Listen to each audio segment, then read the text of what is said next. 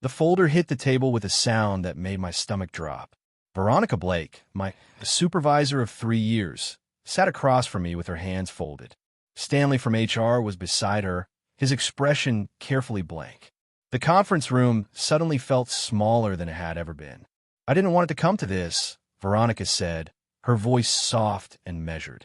She pushed the folder toward me like it physically hurt her to do it. "You know how much I've valued your work, Jordan." Stanley cleared his throat. "We need to discuss some serious concerns that have been brought to our attention. Before I continue, we would like you to support our community and help us continue to creating high-quality content. We'd love for you to like, share, comment, and subscribe to our channel. Your engagement helps our videos reach a wider audience and inform our algorithm about the type of content you enjoy. If you'd like to stay up to date on our latest videos and be part of our growing community, please hit the notification bell. Your support means the world to us, and we can't wait to share more content with you in the future." I looked at the folder, but didn't touch it. My heart was pounding so hard I could hear it in my ears. This was the room where I'd presented quarterly reports, where I got my last 2 promotions. Now it felt like a courtroom. "Jordan, do you understand the gravity of what we're discussing?"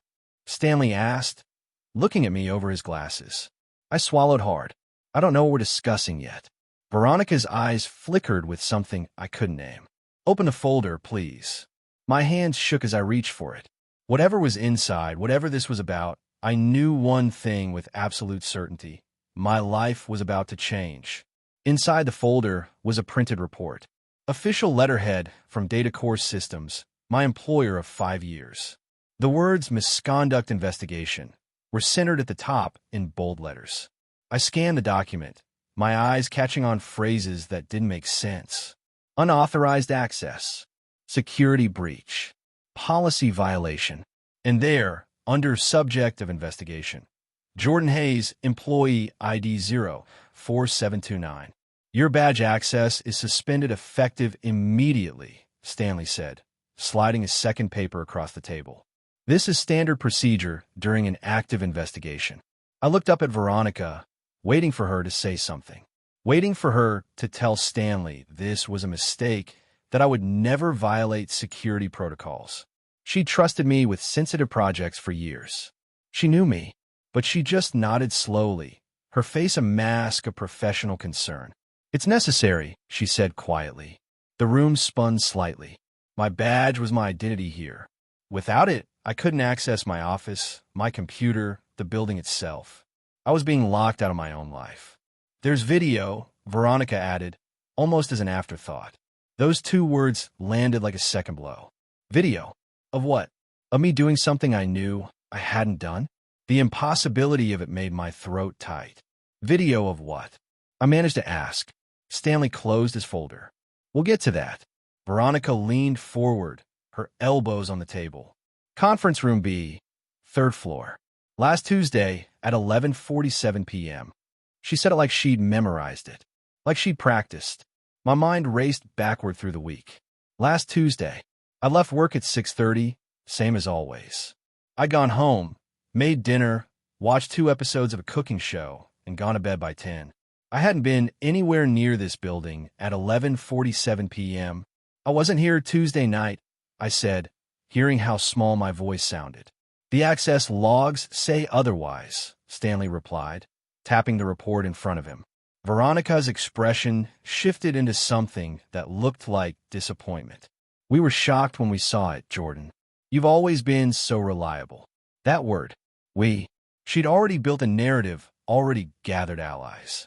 This wasn't a conversation. This was a prosecution. "I need you to explain what you were doing in a restricted area after hours," Stanley said, his pen poised over his notepad. "In your own words." The fluorescent lights hummed above us. Outside the glass walls of the conference room, I could see people walking past, going about their normal days. My normal day had ended the moment that folder hit the table. I didn't know how to explain something I hadn't done. I opened my mouth to speak, to tell them again that I wasn't here, that this was impossible. But Stanley held up one hand. "Just answer the question," he said firmly. "Were you in conference room B at the time stated?" The interruption threw me off balance. I'd been forming a sentence, organizing my thoughts, and now they were scattered. No, I was. Yes or no, please. No. My voice came out stronger than I expected. No, I wasn't. Stanley wrote something down. Veronica watched my face like she was reading a book she'd studied before, looking for tells, for cracks. Then how do you explain the access log entry showing your badge number? Veronica asked. Her tone was gentle, almost sympathetic, which somehow made it worse. I felt my jaw clench. I don't know, but I wasn't here. Veronica exchanged a glance with Stanley. It was quick, almost imperceptible, but I saw it. They'd already decided something about me. This meeting wasn't about finding the truth. It was about something else entirely. I think we should take a break, Stanley said, closing his notebook. Let you process this information. I don't need a break, I said. I need to know what I'm being accused of.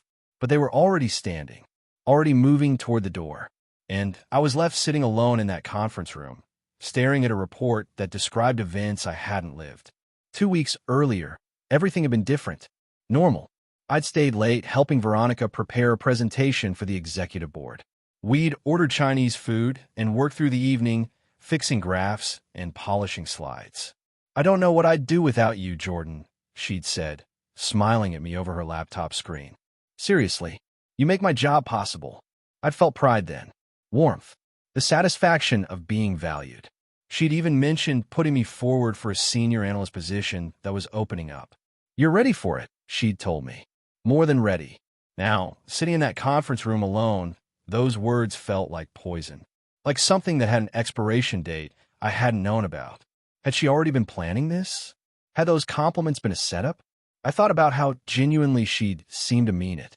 How she'd send me a thank you email the next morning, copying our department head.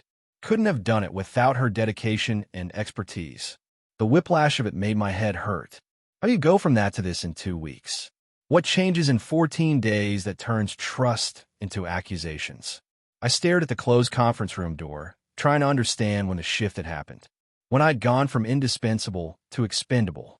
The answer, I was starting to realize, might not be about timing at all. I thought back further, trying to find the moment things had changed. The presentation meeting with the department heads. That's where it started. Veronica had been explaining our data security protocols when she'd misquoted the encryption standards. It was a small thing, technical, but wrong enough that it would matter to people who knew. I'd waited for a pause, then gently corrected her. Actually, we use AES 256-bit, not 128-bit. It's part of the recent upgrade. The department heads had nodded appreciatively. Veronica had smiled and thanked me. But later, back in her office, that smile had disappeared. Don't do that again, she'd said quietly, not looking up from her computer. Do what? I'd been genuinely confused. Correct me in front of leadership. If you notice something, tell me privately first. Her voice had been calm, but firm. It undermines my authority. I'd apologized immediately, feeling my face flush. I hadn't meant to undermine anything. I'd just been trying to help, to make sure the information was accurate. It's fine, she'd said, her smile returning but not quite reaching her eyes. Just remember for next time. I left her office feeling shaky, uncertain, like I'd crossed an invisible line I hadn't known existed. Now, looking back, I wondered if that was the moment. If that simple correction had been the thing that set all of this in motion. A week after that meeting, Veronica had asked me to fix a problem quietly. One of her reports had errors in it, calculations that didn't add up, data that didn't match our source files. I trust you, she'd said, handing me the file. Just clean it up before it goes to audit. We don't need to make a big deal out of it. I'd stayed late that night, going through every number, every formula. I'd found the mistakes and corrected them. Made her look competent. Made the report shine. She'd thank me the next morning with coffee and a genuine seeming smile. You're a lifesaver. This would have been embarrassing. I'd felt useful then. Valued. Like I was part of a team that had each other's backs. But now that memory felt different. Darker. She'd asked me to fix her mistakes quietly. To hide them. Had I just been a convenient tool? Someone who made her look good without asking questions? The thought made my stomach turn. How many times had I covered for her small errors? How many times had I made her presentations better, her reports cleaner, her work more polished? And this was how she repaid that loyalty. with a folder full of accusations and a suspended badge. The coffee she'd brought that morning suddenly seemed like payment for services rendered. Not friendship, not appreciation, just transaction. Stanley returned to the conference room alone. He sat down across from me and opened a different folder, this one thicker. "This doesn't look good, Jordan," he said, spreading out several printed pages. Security logs, screenshots, official documentation that seemed to bury me deeper with every page. He watched my face as I looked at the papers, studied my reaction like he was reading weather patterns, looking for storms or clear skies. I kept my expression neutral, even though inside I was screaming. Because what could I say? The log showed my badge number. The timestamps were there in black and white. It looked exactly like I'd done what they were claiming. "Where were you Tuesday night?" Stanley asked again. "Between 11 p.m. and midnight. At home. I left work at 6:30. I went straight home. Can anyone verify that? I lived alone. My neighbors might have her on my TV, but that wasn't exactly proof." "No," I admitted. Stanley made a note. "And you're certain you didn't return to the building later that evening?" "I'm certain." He nodded slowly, then pulled out another page. A grainy security camera still. A person in business casual clothing, their face partially obscured by the angle, walking toward a door marked restricted access. Authorized personnel only. "Is this you?" Stanley asked. The image was blurry. It could have been anyone, but the clothing looked similar to what I wore. The height seemed right. "I can't tell," I said honestly. "But I wasn't here." Stanley leaned back in his chair. "Here's what I don't understand. If it wasn't you, how did someone use your badge to access that area?" It was the question I'd been asking myself. The question that had no good answer. Stanley explained what they believed had happened. According to their investigation, someone with my credentials had entered Conference Room B, a restricted area that required special clearance. The door had been opened at 11:47 p.m. using my badge number. The system logged every swipe, every entry, every exit. "You can't open that door accidentally," Stanley said. "It requires a specific authorization level and a secondary authentication. You have to want to be there." I knew this. I'd helped implement parts of the security system. That door didn't just swing open because you bumped into it. You had to swipe your badge, then enter a PIN code, then the system had to verify your clearance level matched the access requirements. 3 layers of security. 3 separate checkpoints that logged everything. "So either you were there," Stanley continued, "or someone else was using your credentials. Which would be equally serious?" The logic was airtight. Either I'd violated security protocols, or I'd allowed someone else to use my access. Both were terminable offenses. Veronica appeared in the doorway. "The cameras were inconclusive," she said, her tone suggesting this was unfortunate but expected. "The angle wasn't clear enough for facial recognition." Stanley nodded. "Technology isn't always perfect. But I was thinking about those 3 layers of security. Badge swipe, PIN code, clearance verification. If someone else had used my credentials, they'd need to know my PIN. A 4-digit number I'd never written down, never shared with anyone. How is that possible?" "Sometimes systems fail," Veronica said with a small shrug. She leaned against the door frame, casual, like we were discussing a minor computer glitch instead of my career. "Technology isn't perfect." Stanley nodded in agreement, already closing his folder. But I was stuck on something. Systems fail, yes. Cameras get blurry, angles are bad, video quality drops. That made sense. But access logs? Those didn't fail. They didn't get blurry. They were just data, numbers in a database, timestamps and badge IDs that got written to a server and backed up 3 times a day. I'd worked on the access system documentation last year. I knew how it was designed. The logs were immutable. Once written, they couldn't be changed without leaving a trail. It was built that way on purpose for exactly this kind of situation. "What about the access logs?" I asked. "Can I see the full entry records?" Stanley and Veronica exchanged another one of those looks. Quick, communicating something I wasn't part of. "That's not really necessary at this point," Veronica said smoothly. "But if we're trying to figure out what happened." "We know what happened," Stanley interrupted.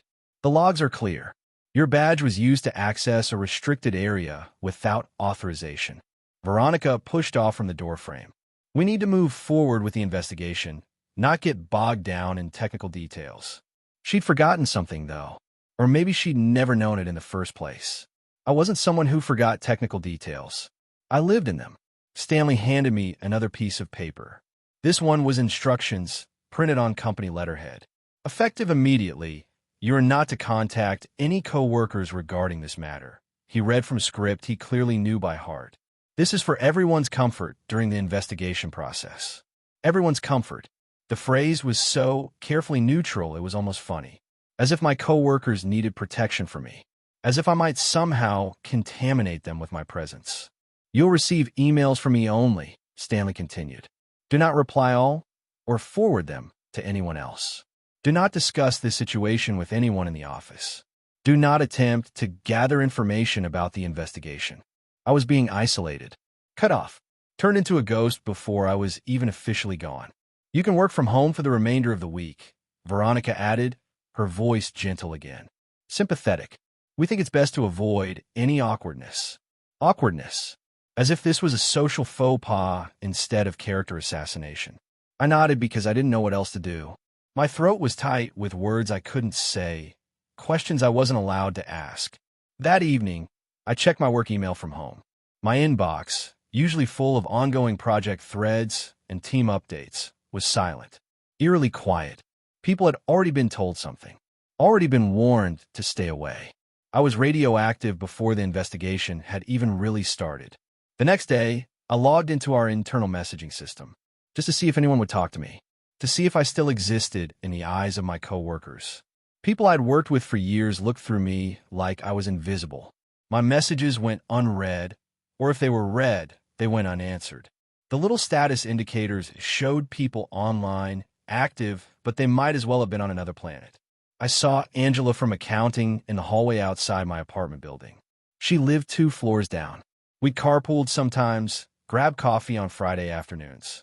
She saw me, and I saw her see me. But she turned and walked in the other direction, fumbling with her phone like she'd suddenly remembered an urgent call. It stung more than the meeting with HR had, more than the suspension. On Thursday, I got a message from Kyle, one of the junior analysts I'd mentored. Just 2 words, I'm sorry. Sorry for what? Sorry he believed I'd done something wrong? Sorry he couldn't be seen talking to me? Sorry that whatever story was circulating had already convicted me? I stared at those words for an hour, typed and deleted a dozen responses. Finally settled on, for what? But he never replied. The rumors were spreading faster than any investigation could move. Somewhere in that building, people were talking about me, creating a version of me I wouldn't recognize. A version that made sense of why I'd been suspended. And I couldn't defend myself, couldn't correct the narrative, could only watch as my reputation crumbled in real time. I tried to stay productive, to work from home on projects that didn't require office access. But every time I opened my laptop, I found myself pulled back to that meeting, to the timeline that didn't make sense. On Friday morning, I sent a carefully neutral email to Stanley. No accusations, no demands. Just a simple question. Could you please confirm the exact timeline of the alleged access? I want to make sure I'm remembering the correct date. He replied in 3 minutes. Too fast, like he'd been waiting. Tuesday, October 17th. First access at 11:47 p.m. Exit logged at 11:53 p.m. Badge ID 04729, Jordan Hayes. I stared at the email. October 17th. That was the date Veronica had said. But something about Stanley's response nagged at me. I pulled up my personal calendar. October 17th, Tuesday. I'd left work at 6:30 p.m. I remembered because I'd met my sister for dinner at 7. We'd gone to that Italian place she liked. I paid with my credit card. I checked my bank statement. There it was. Bistro Giovanni. 7:14 p.m. $53 and change. Then another transaction. Gas station. 8:47 p.m. I'd filled up my tank on the way home. I started taking screenshots, building my own timeline. Credit card transactions, text messages with timestamps, my sister's social media post from that night that tagged me at the restaurant. I wasn't building a defense. Not yet. I was just gathering data, making sure I could prove where I'd actually been. Stanley's email sat in my inbox, and I read it again. 3 minutes. He'd replied in 3 minutes with information that should have required checking logs and files. Like he'd had the answer ready before I asked the question. That night, I couldn't sleep. I kept thinking about the access system, about how it was designed. I pulled up the old documentation on my personal laptop, files I'd saved from when I'd worked on the security protocols. Most employees didn't know these details, but I'd been part of the implementation team. One section caught my eye, a section I'd written myself. Actually, the heading read, Log Immutability and Audit Compliance. I read it 3 times, my heart starting to beat faster with each pass. Access logs are immutable. Once written to the primary database, entries cannot be modified or deleted without administrative override. All override attempts generate a secondary audit log with timestamps and operator credentials. This ensures complete forensic accountability for all access events. That phrase, immutable, it meant unchangeable, permanent. If someone had used my badge, the logs would show exactly that. They'd show the badge swipe, the PIN entry, everything. But they'd also show something else, something I hadn't thought about until now. They'd show every other access event, every door I'd gone through that day, when I'd entered the building, when I'd left, every conference room, every office, every secured area. The logs didn't just show the one suspicious entry. They showed everything. I stopped trying to clear my name emotionally, stopped trying to convince myself or anyone else of my innocence through force of will. Instead, I started thinking like a data analyst, because that's what I was, and data doesn't lie. Monday morning, I received an email from Stanley. The subject line read, Resolution Options. My hands shook as I opened it.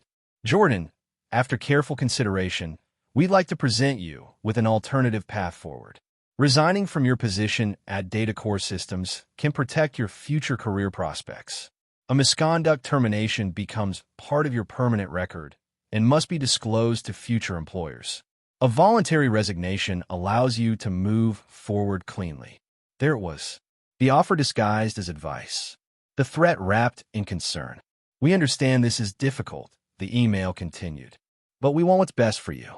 A resignation letter submitted by end of business Thursday will allow us to process this as a voluntary separation. We'll provide a neutral reference for future opportunities. Neutral reference. As if that was a gift. As if they were doing me a favor by not actively destroying my career prospects. The email ended with a timeline.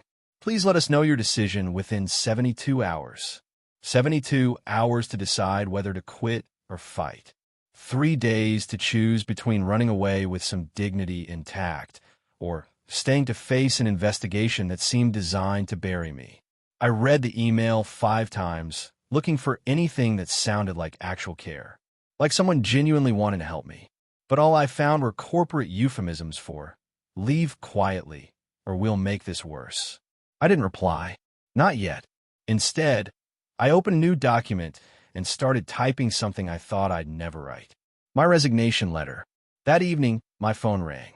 Veronica's name appeared on the screen. I almost didn't answer, but curiosity won. I set my voice flat. I'm trying to save you, she said immediately. No preamble. No small talk. I know you probably don't see it that way right now, but I am. I didn't respond. Just waited. You don't want this following you, Jordan, Veronica continued. Her voice had that gentle, concerned quality again, the one that had once made me feel cared for. A formal investigation, a potential termination, legal proceedings. It's going to be ugly, so I should just resign. I think you should consider it seriously, yes. She paused. Look, I know we've had our differences lately, but I don't want to see you suffer. This could drag on for months. The stress alone. What did I do? I interrupted. Silence. What exactly did I do that requires resigning to protect my future? Veronica sighed. The evidence suggests. I know what the evidence suggests. I'm asking what you think I did. Another pause, longer this time. I think you made a mistake. I think maybe you were curious about something you shouldn't have been, or someone asked you to check on something, and it went wrong. I think you're a good person who made a bad choice. Fear injection. She was planting doubt in my own mind, making me question my memory. My certainty. I can help you through this, she said softly. But you have to trust me. You have to let me help. How? Resign. Let me draft a deal that works for both of us. The deal arrived via email the next morning. A formal document, professionally written, legally binding. Voluntary resignation agreement. Jordan Hayes, it was titled. I would resign effective immediately. Data Core would provide neutral employment verification for future employers. They would pay out my accrued vacation time. I would receive my full benefits through the end of the month. In exchange, I would sign a non-disclosure agreement. I wouldn't discuss the circumstances of my departure. Wouldn't pursue legal action. Wouldn't disparage the company or its employees. We all move on. Veronica's covering email said simply. It was clean. Final. A complete erasure of everything that had happened. I would disappear from DataCore's history like I'd never existed. No investigation on record. No formal finding. No ugly truth. Just a quiet exit and a sealed mouth. I read through the agreement twice. It was fair as these things went. Maybe even generous. They weren't asking me to admit guilt. Just to go away. Part of me wanted to sign it. Wanted this nightmare to be over. Wanted to move forward and forget this had ever happened. But another part of me, the part that had helped build the access system, that understood how data worked, that knew what immutable meant, kept thinking about those logs. I opened a new document. Started drafting my resignation letter. Got 3 paragraphs in before I stopped. My cursor hovered over the period at the end of the sentence. I, Jordan Hayes, hereby tender my resignation from DataCore Systems, effective immediately. I sat there for 20 minutes, just staring at that period. Then I closed the document without saving, and opened my email instead. The email I drafted was short, professional, to the point. Dear Stanley, I'm reviewing the resignation option presented. Before making a final decision, I'd like to request complete access log for my badge for the week of October 15th to 21st. This will help me better understand the timeline for my own records. Thank you, Jordan Hayes. I read it over 5 times. Changed request to obtain. Then changed it back. Added please, then deleted it. Finally, I just sent it. My cursor hovered over the resignation letter I'd started. The one that was supposed to make this all go away. I opened it again. Read what I'd written. It sounded defeated. Broken. Like someone who'd given up. I thought about Veronica's voice on the phone. I'm trying to save you. I thought about Stanley's carefully timed emails. 3 minutes. I thought about that policy section I'd written myself. Immutable. I checked the company policy handbook one more time. Section 7.3. Employees have the right to review any documentation used in disciplinary proceedings. It was my right to see the logs. Not a favor. Not a request that could be denied. A right. I had sent on the email to Stanley. Then I saved the resignation letter in a folder labeled Maybe Later. And I waited. The silence stretched. 1 hour. 2 hours. 6 hours. No response from Stanley. No email from Veronica. Just quiet. But it wasn't the peaceful kind. It was the kind of quiet that comes before something breaks. I'd asked for data. For proof. For the one thing that couldn't lie. Now I just had to see if they'd give it to me. Stanley's response came the next morning. I've been awake since 5 a.m., checking my phone every 10 minutes. Jordan, that may not be necessary, his email read. The relevant access events have already been documented in the investigation file. Additional log data would be redundant and potentially confusing given the technical nature of the system outputs. Redundant. Confusing. 2 words that meant, we don't want you to see them. I read the email again, parsing each sentence. He wasn't denying my request. He was discouraging it, suggesting it wasn't needed. But he hadn't said no. I replied within 5 minutes. Kept my tone even more professional than before. I understand your concern about redundancy. However, for my own peace of mind and potential future reference, I'd still like to obtain the complete badge access logs for that week. As outlined in Section 7.3 of the Employee Handbook, I believe I have the right to review documentation related to this investigation. Please let me know the process for obtaining these records. I copied and pasted the exact section number. Made it clear I knew my rights. Sent the email. Then I sat back and watched the clock. Stanley's first response had come in 3 minutes. This one took 42 minutes. I'll need to discuss with legal, he finally wrote. This may take some time to process. Time. The thing they'd been so urgent about before. 72 hours to resign. Immediate suspension. Quick investigation. Now suddenly they needed time. I didn't respond. Just waited. Because I was starting to realize something. Every delay, every deflection, every reason why I couldn't see the complete logs, they were all data points too. And they were telling me a story. 2 days passed. No logs. No response from Stanley beyond a brief, still processing your request. Then Thursday morning, 48 hours before my resignation deadline, I received a new email from Stanley. After consulting with legal and IT security, we've determined that providing raw access logs could compromise system security protocols by revealing too much about our authentication architecture. However, we can provide a summary report that includes the relevant entries without exposing sensitive infrastructure details. I read it 3 times. They were offering me a summary, a filtered version, selected highlights that they chose to include. Not the raw data, not the complete picture. I've been working with databases and security systems for 5 years. I knew what summary report meant in this context. It meant they'd show me exactly what they wanted me to see and nothing more. I appreciate the security concerns. I typed carefully. However, I'm not asking for system architecture information. I'm asking for my own badge access records, which are personal data I should have access to regardless of their format. I'm happy to sign any additional confidentiality agreements necessary. I was pushing now, insisting, calmly, professionally, but firmly. Stanley's response came faster this time. Your request has been noted. Given the complexity of this issue, we may need to extend your decision deadline by a few days while we work through the appropriate channels. They were stalling, buying time. But what were they buying time for? I leaned back in my chair, staring at the screen. And that's when I realized I wasn't the one on a timeline anymore. They were. That afternoon, Veronica emailed me directly. She'd been quiet since our phone call, letting Stanley handle all communication. Why are you making this harder than it needs to be? The subject line read. The email itself was shorter. I'm trying to help you move forward. Requesting unnecessary documentation just extends this painful process. For both of us. For both of us. Interesting phrasing. But what caught my attention was something else. The email was sent at 2:47 p.m. And at the bottom, automatically added by our email system, was a line I'd seen thousands of times but never really thought about. Sent from Veronica Blake's iPhone. Why was she emailing me from her phone instead of her computer? I checked the recipient list. Just me. No CC to Stanley. No CC to legal. This wasn't official communication.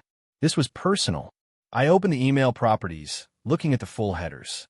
The metadata that most people never bothered to check. And there it was. She'd CC'd Stanley, but then removed him before sending. The system had logged the initial recipient list, then logged the change. She'd started to include him, then decided not to.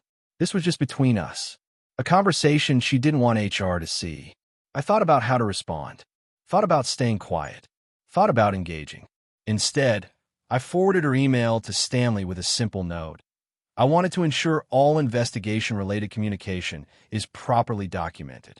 If she wanted to talk to me off the record, she'd have to try harder. 20 minutes later, Stanley sent a new email. This time, Veronica was CC'd. Please remember that all communication regarding this matter should go through HR. The slap was gentle but clear. She'd been reprimanded, and the mask slipped just a little bit more.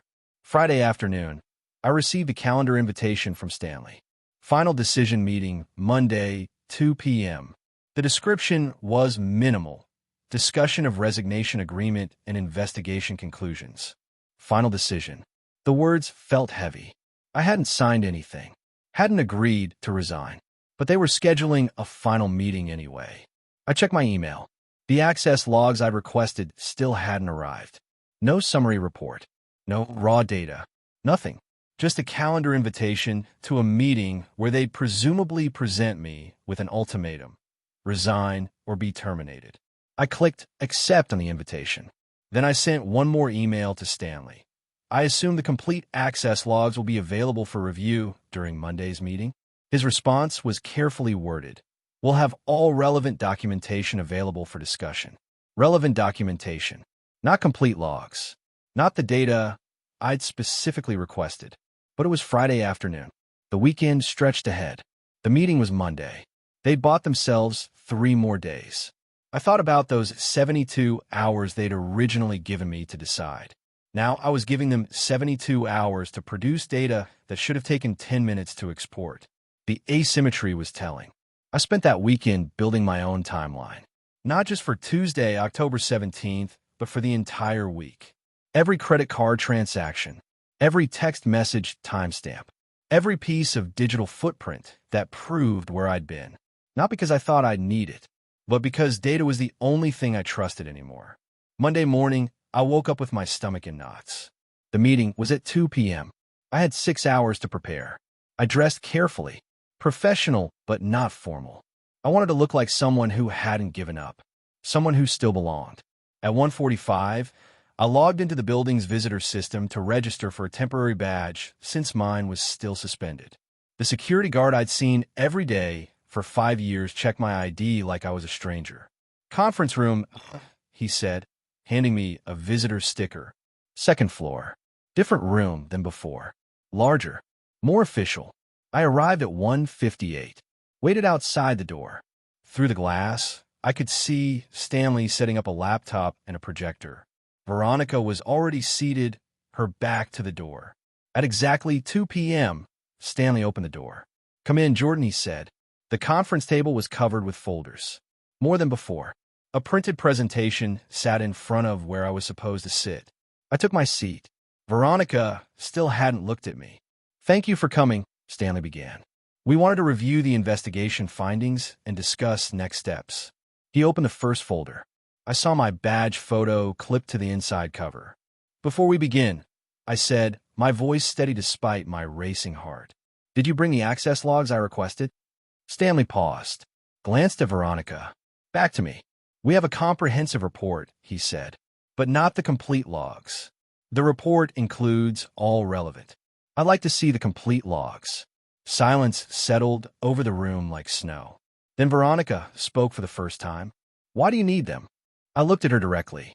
"Because I want to know the truth." Stanley cleared his throat. He looked uncomfortable, more uncomfortable than I'd seen him through this entire process. "There's been," he started, then stopped, looked down at the folders. "There's been a development." My heart rate spiked. "A development?" He pulled out a different folder. "Open it carefully. When we pulled the complete access logs per your request, we found some inconsistencies." The word hung in the air like a bell that couldn't be unrung. Veronica's back stiffened. I saw it, even though she was trying to stay still. "What kind of inconsistencies?" I asked. Stanley slid a printed page across the table. It was a log entry. Raw data, the kind he'd said would be too technical, too confusing. But it wasn't confusing at all. Badge number, 04729. Name, Jordan Hayes. Date, October 17th. Time, 6:32 p.m., building exit, main entrance. The next entry was different. Badge number, 04729. Name, Jordan Hayes. Date, October 17th. Time, 11:47 p.m. Conference room B, restricted access. "You were never in that area," Stanley said quietly. His voice had changed. The prosecutorial tone was gone. "According to the full day's logs, you left the building at 6:32 p.m. and never returned."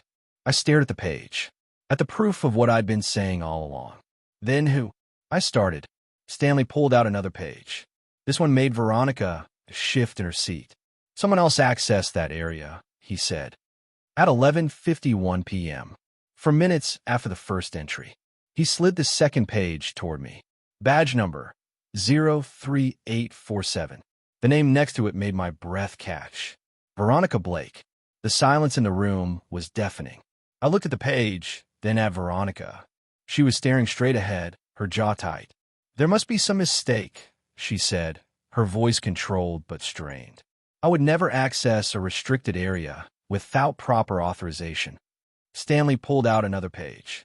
"Your badge was used to access Conference Room B at 11:51 p.m. Then again at 11:54 p.m. to exit." "That's impossible," Veronica said. "I wasn't here that night." It was the same thing I'd said. The same defense. But somehow, coming from her, it sounded different. Stanley's expression was carefully neutral. The logs show otherwise. Logs can be wrong, Veronica insisted. You said yourself that technology isn't perfect. I almost laughed. Almost. The same argument she'd used against me was now being turned around.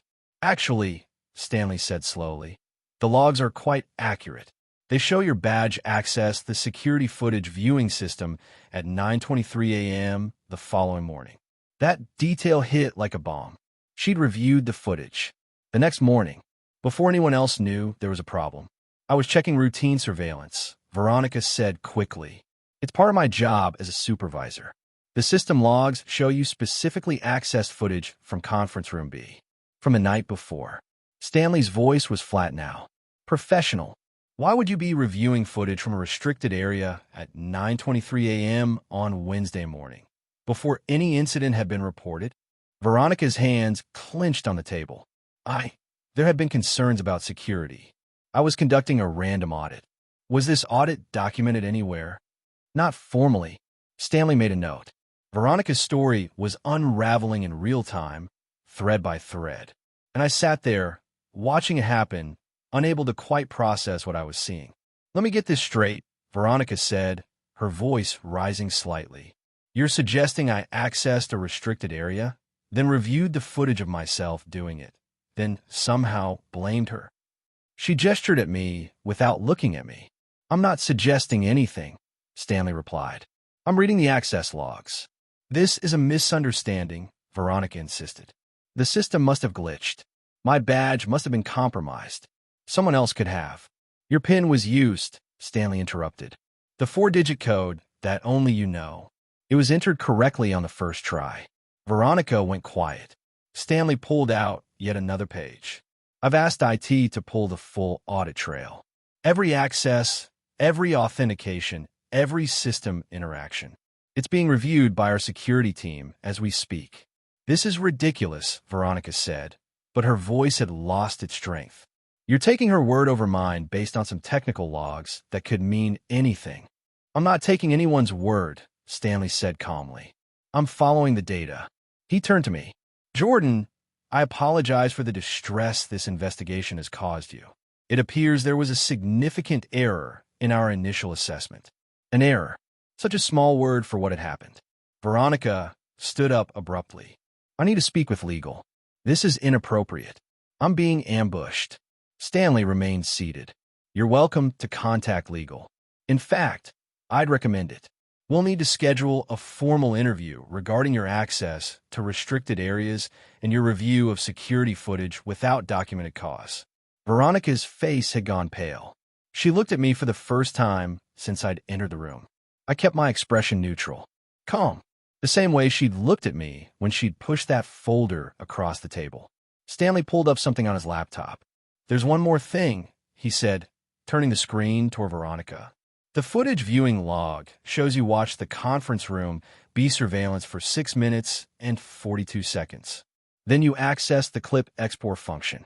Veronica's hand moved toward her phone. Stopped. She was thinking, calculating, trying to find a way out. "Exporting footage requires a justification entry," Stanley continued. "You entered routine security audit for compliance review. The timestamp was 9:27 a.m. on October 18th. That's what it was," Veronica said. "A compliance review. Then why did you access the same footage again 3 hours later? At 12:14 p.m. Stanley's voice was still calm, but there was an edge to it now. "And why did you delete the export file at 12:16 p.m.? The room went absolutely still. "I didn't delete anything," Veronica said, but her voice wavered. Stanley turned the laptop to show the screen. "Logs, timestamps, actions, and user IDs. The audit trail shows otherwise. User ID v.blake. Action, delete file. Timestamp, 12:16 and 47 seconds p.m. Recovery attempted. No." Veronica sat back down slowly. Her hands were shaking slightly. "Why did you delete security footage?" Stanley asked. I didn't realize that's what I was doing. I thought it was a duplicate file. "A duplicate of a file you'd created 2 hours earlier?" No response. Stanley closed his laptop. I think we need to pause this meeting. Veronica, you'll need to meet with HR and legal separately. Today. She nodded, not looking at either of us. Stanley turned to me. Jordan, you're free to go. We'll be in touch. I stood on shaky legs. The reversal was so sudden, so complete, I felt dizzy. As I reached the door, Veronica spoke. I was trying to protect the company. I turned back. From what? She didn't answer. I left the conference room in a daze. My visitor badge felt like it weighed 100 pounds. In the hallway, I ran into Angela from accounting, the same woman who'd avoided me in the hallway last week. Oh my God, Jordan, she said, her eyes wide.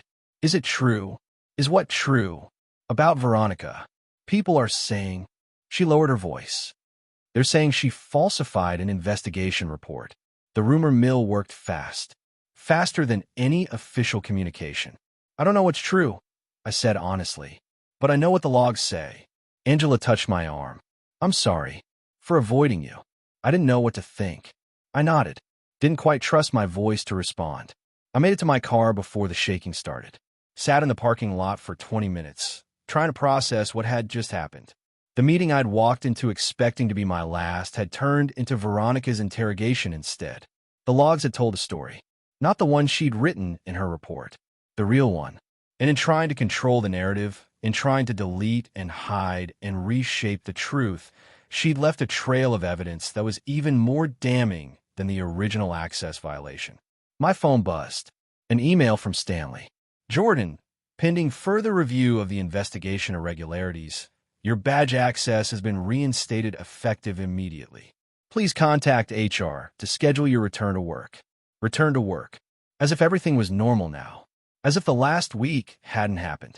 But it had happened, and the fallout was just beginning. 2 days later, I received another email from Stanley.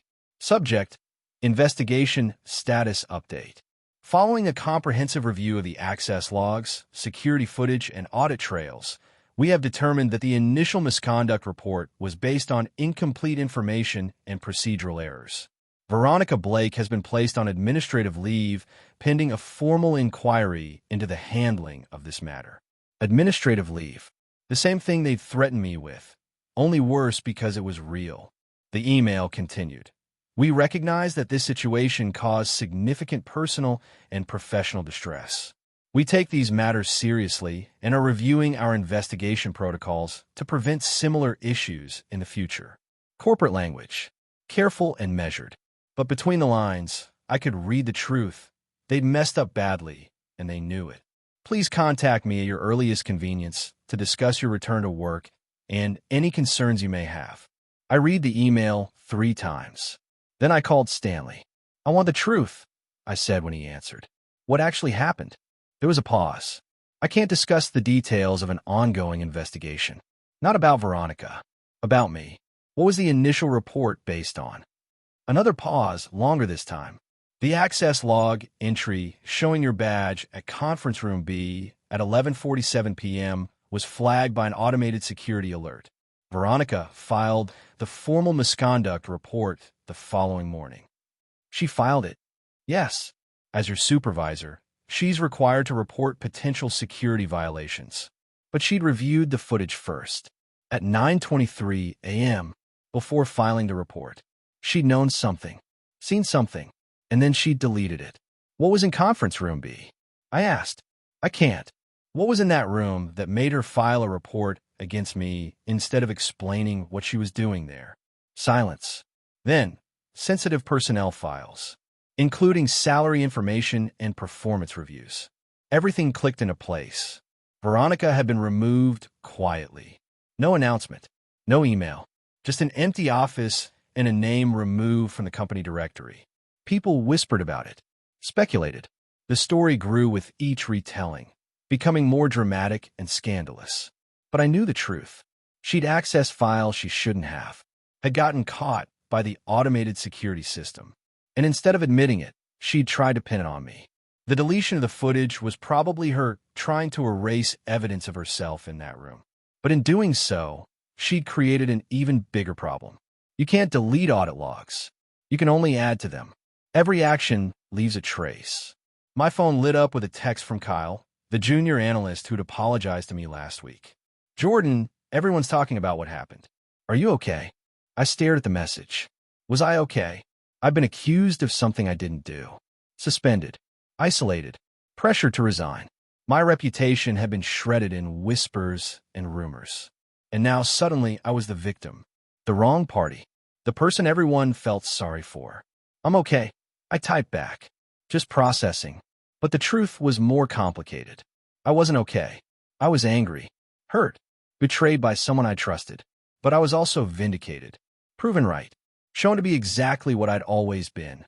Innocent. The system had worked. Eventually, the immutable logs had told the truth when people wouldn't. But the damage done in the meantime, the week of hell I'd lived through, that couldn't be deleted from my memory like a file from a hard drive. Stanley called me into his office that Friday. His actual office this time, not a conference room. Jordan, I want to apologize, he said, not wasting time on pleasantries. Formally and personally, we failed you in this process. I sat down across from his desk. What happens now? We're offering you a full apology in writing, documented in your personnel file.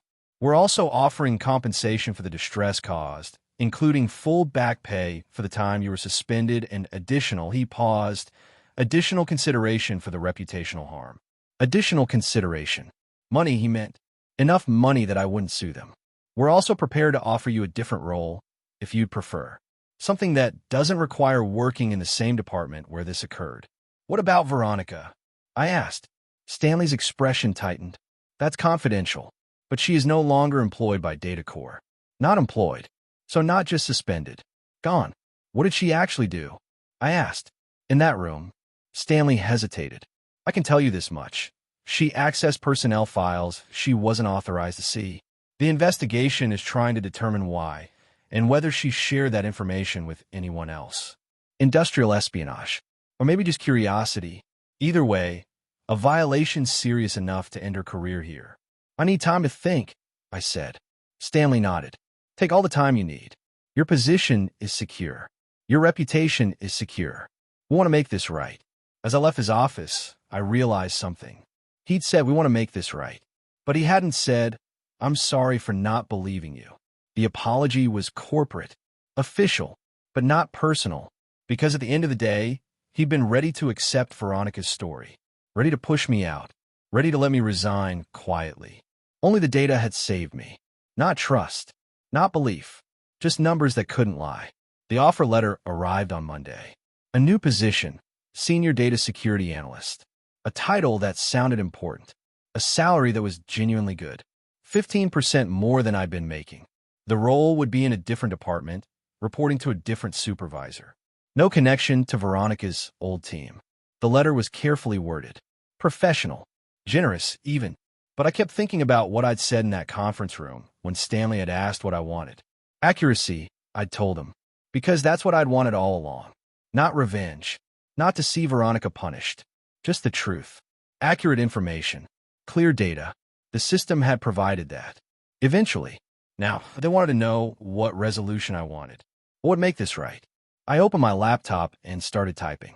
I accept the position. I also request the following. A formal review of investigation protocols to ensure access logs are pulled at the beginning of misconduct investigations, not as an afterthought.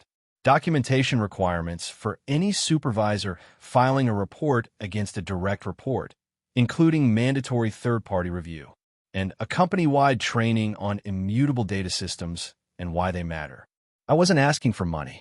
Wasn't asking for apologies. I was asking for change. For a system that would protect the next person who got caught in a situation like mine. I sent the email. Stanley responded within an hour. All reasonable requests. I'll forward to the executive team. Thank you for your professionalism throughout this difficult process. Professionalism. As if I'd had a choice to be anything else. But I took the compliment. Because I had been professional. I'd stayed calm. Followed procedures. Trusted the data. And in the end, that had been enough. The official correction went out 2 weeks later. An internal memo to the entire company. Data Corps Systems acknowledges that a recent investigation into potential misconduct was based on incomplete information and procedural oversights. We have cleared the employee involved of all allegations and have taken steps to improve our investigation protocols moving forward. It didn't name me, didn't name Veronica, just vague corporate language. But everyone knew. The Whisper Network had already told the story 100 times over, each version slightly different, but all reaching the same conclusion. Veronica had tried to frame someone and got caught. My inbox filled with messages. Co-workers I'd thought had abandoned me, now reaching out with apologies and support. I never believed it. I knew something was wrong. I'm so glad the truth came out. I read each one, thanked people politely. But I remembered who had messaged me during the investigation. Almost no one. And who was reaching out now that I'd been cleared, everyone. Angela from accounting sent a long email about how she'd wanted to support me, but had been warned by HR not to contact anyone under investigation. Kyle sent a gif of someone slow clapping and a message. You're a legend, Jordan. Everyone's talking about how you stayed cool the whole time. I wasn't a legend. I was just someone who understood data and knew how to wait. But the narrative had shifted. I'd gone from accused to vindicated, from liability to survivor. The story of what happened had been rewritten with me as the hero instead of the villain. I wasn't sure how I felt about that. Both versions felt false in different ways. Leadership reached out the following week. The VP of Operations wanted to meet with me personally. Her office was on the executive floor, a place I'd only been once before for a company-wide meeting. Now I was sitting in a chair across from her desk, being offered coffee and genuine-sounding apologies. What happened to you shouldn't have happened, Jordan, she said directly. We failed in our duty to ensure fair treatment. I nodded. Didn't argue. It was true. I've been reviewing your request for protocol changes. They're all excellent suggestions. We're implementing them immediately. Thank you, I said. I also wanted to extend another opportunity. She leaned forward. We're creating a new role. Chief Data Integrity Officer. Someone who ensures that our systems, policies, and investigations are grounded in accurate information. Someone who understands both the technical and human sides of data. My heart skipped. You're offering me that position? I'm asking if you'd be interested in discussing it. It will be a significant promotion. Executive level. You'd report directly to me. Your job will be to make sure what happened to you never happens to anyone else. It was more than I'd imagined. More than I'd thought possible a month ago when I'd been sitting in a conference room being told to resign. I'm interested, I said carefully. Very interested. She smiled. Good. Let's talk details. As I left her office an hour later, I felt something I hadn't felt in weeks. Excitement. Not just relief. Not just vindication. Actual forward-looking excitement about what came next. I'd gone from accused to cleared to promoted. From pushed out to pulled up. The trajectory was dizzying, but it felt earned. Built on truth and data and patience. I'd waited for accuracy. And accuracy had delivered more than just vindication. It had delivered justice. My personal email pinged that evening. An address I didn't recognize, but when I opened it, I knew immediately who it was from. Jordan, I never meant to hurt you. No signature, but the tone was unmistakable. Veronica, I stared at the message for a long time.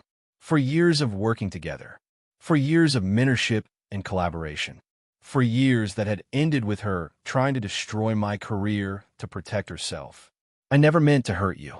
As if intention mattered more than impact. As if the week of hell I'd lived through could be erased with a single sentence. I thought about replying. Thought about telling her exactly what she'd put me through. The fear. The isolation.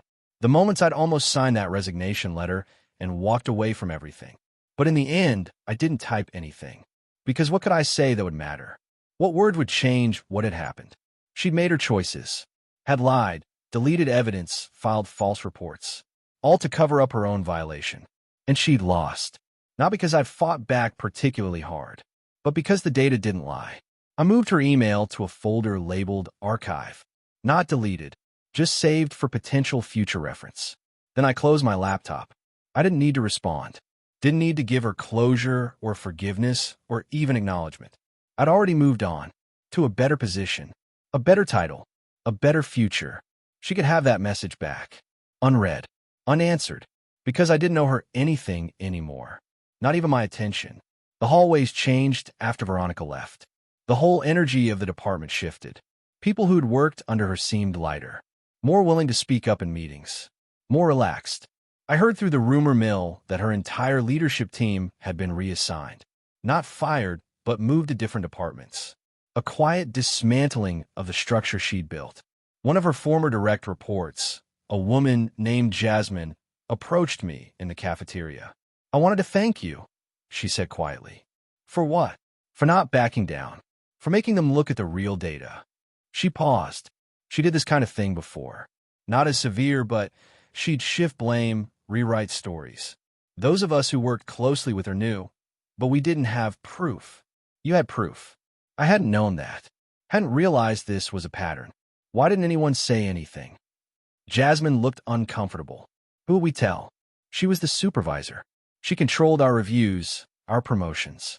Speaking up felt like career suicide. I thought about that. About how power works. How it protects itself. "Well," I said, "it's different now." She nodded. "Yeah, people are avoiding saying her name. Like if they mention her, she might come back. Social death. More complete than any formal punishment." Veronica had lost more than her job. She'd lost her reputation, her network, her future in this industry. Not because I destroyed her, because she destroyed herself. One deleted file at a time. One lie built on another until the whole structure collapsed under its own weight. The data had just revealed what was already true. My exit interview with Stanley, ironically, happened 3 months after I'd almost resigned. But this time it was official. I was leaving DataCorp, but on my own terms. The Chief Data Integrity Officer position had been formalized. I'd accepted, and part of my onboarding required closing out my old role properly. "Thank you for your restraint, Jordan," Stanley said as we went through the checklist. "Most people in your situation would have exploded, gone to the press, sued the company, made it ugly." I looked at him. That wouldn't have helped anything. "No," he agreed, "but it would have been understandable." We finished the paperwork. He handed me my new badge. Same photo, but a different title printed underneath. "Jordan Hayes, Chief Data Integrity Officer." "You earned this," Stanley said. "Not just because of what happened, but because of how you handled it."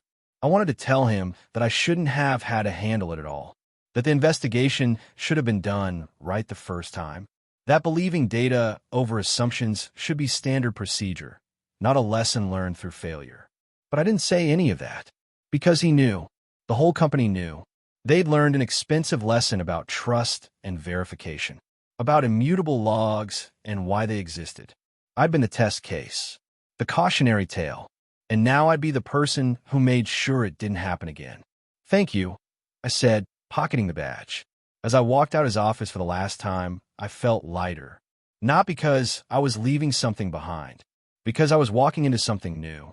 Something I'd built from the wreckage of false accusations and deleted files. Something true.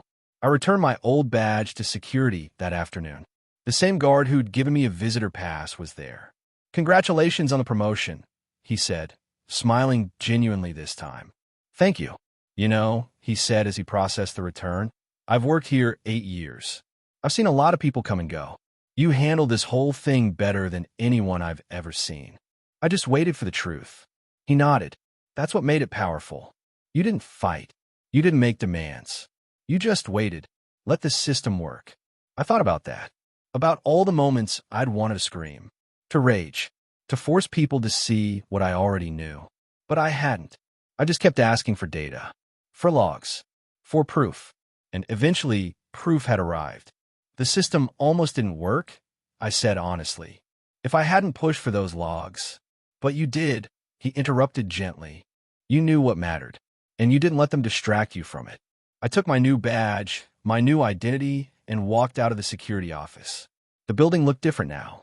Same walls, same floors, same conference rooms. But I saw it through new eyes. Understood it better. Understood that truth wasn't always loud. Wasn't always immediate. Sometimes truth was quiet, patient, waiting in databases and logs and timestamps that couldn't be rewritten. You just had to know where to look, and have the courage to keep looking until you found it. 6 months later, I was presenting the new investigation protocols to the executive team. The framework I'd built from my own experience turned into policy. The key principle, I explained, is that data doesn't take sides. It just is. When we start investigations with assumptions instead of information, we risk building cases around narratives instead of facts. The executives nodded. They'd learned this lesson the hard way.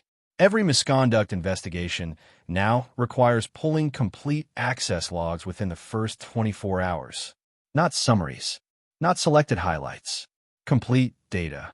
I clicked to the next slide. We've also implemented a third-party review requirement.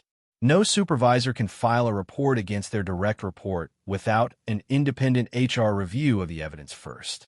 It was everything I'd asked for, everything that would have protected me if it had existed before. These changes won't prevent all problems, I concluded, but they'll ensure that when problems occur, we're solving the right ones. After the presentation, the VP of Operations caught up with me. "This is excellent work, Jordan. You've turned a disaster into real improvement." "I didn't have a choice," I said. "It happened to me." "No," she corrected gently. "You had every choice in how you responded. You chose accuracy over anger, data over drama. That's leadership." I thought about Veronica, about how she'd chosen differently, had chosen to lie and hide and shift blame. She'd lost because she'd lied, and then she'd kept lying to cover up the first lie, and then deleted evidence to hide the lies. She hadn't lost because I'd attacked her, because I'd exposed her, because I'd fought back. She'd lost because she'd lied, and then waited for someone to check the logs she'd forgotten existed. The logs that couldn't be rewritten or deleted or shaped into a convenient story. The logs that just were true and immutable.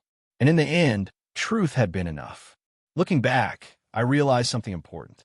The whole situation could have ended differently at so many points. I could have signed that resignation letter, could have walked away quietly to avoid the fight. I could have exploded, could have made accusations and demands and threats. I could have given up when they delayed providing the logs, could have accepted the summary report they offered instead of the complete data. But I didn't do any of those things. I just kept asking the same question in different ways.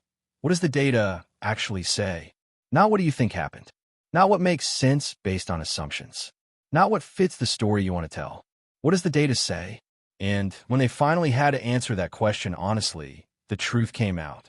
I didn't raise my voice, didn't break rules, didn't fight dirty or launch campaigns or gather allies. I just let the truth arrive, patiently, inevitably, and then I watched it destroy the lie. Not through violence, not through drama, through simple, quiet, immutable fact. Because that's the thing about data, about logs and timestamps and audit trails. They don't care about your story, don't care about your excuses or your intentions or your career.